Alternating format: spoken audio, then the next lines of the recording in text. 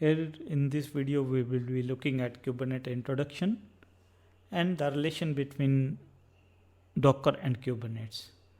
In the previous video we have discussed that when we install the Docker we get the containers, and the hardware that I am having in my laptop, which is 16 GB RAM, i7 processor and 1200 GB of hard disk, I can run 100 containers. But now my requirement is 300 containers. So what I can do, one option is I will increase the RAM of my system to 48 GB, but that is not the recommended practice. We call this as vertical scaling when we go on increasing the hardware of our system. These days the preferred solution is horizontal scaling. That means I'm having one laptop with me, I will purchase another two laptops. That means now will have three laptops with me, and I will install on three laptops Docker. Then what I will get, on each laptop I will be having 100 containers running. But that is very difficult to manage. That means on each individual system I have to manage the containers. So that is where the Kubernetes fits. Kubernetes is a cluster or organization system which is used to manage three, you can say, physical machine or even hundreds of thousands of machine. In this diagram we have shown that three physical machines or VMs are being managed by the Docker Kubernetes cluster system, and that systems could be thousands of systems.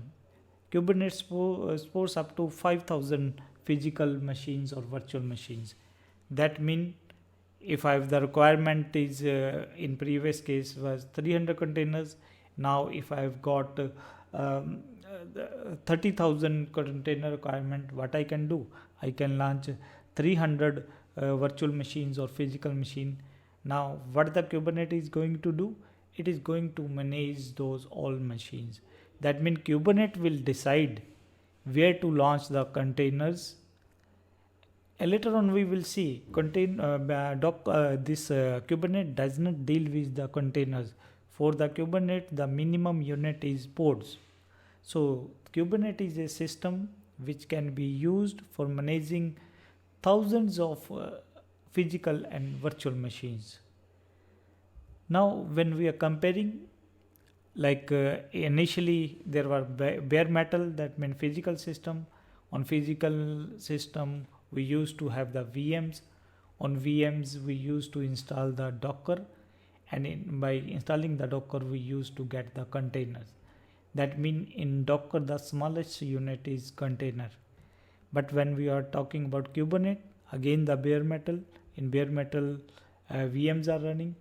And when we install the Kubernetes in VMs, what we get the pods. That means in the case of the Kubernetes the smallest unit is a pod. That is one difference. Let us further discuss what is the major difference between containers and pods. Now when we are talking about pods, it also consists of containers. Normally it will be having single containers. Like in this case what we have shown, that means we have got one web server pod. It has got one container which has been created from the Nginx Alpine image, and it is having these labels on this and having this address. Now in this case it is just a single container pod. But sometimes what happens, sometimes we need to increase the functionality of our main container. Like we want to redirect the our logs to some another external system, or we want to use the proxy. So we need sometimes second containers also. These second containers are generally supporting containers, sometimes called ambassador container or sidecar or adapter containers. So in the case of pod can contain multiple containers also. but most of the time it will be single container. And what is the advantage of this having multi container pod? That means when the Kubernetes is going to launch, it will launch the pod on some system. That means when Kubernetes is going to launch the pod, these both containers will be running on the same system, and plus they both the containers can communicate by using localhost. They can share the storage, so lot of advantages are there. So always remember one major difference between Docker and Kubernetes.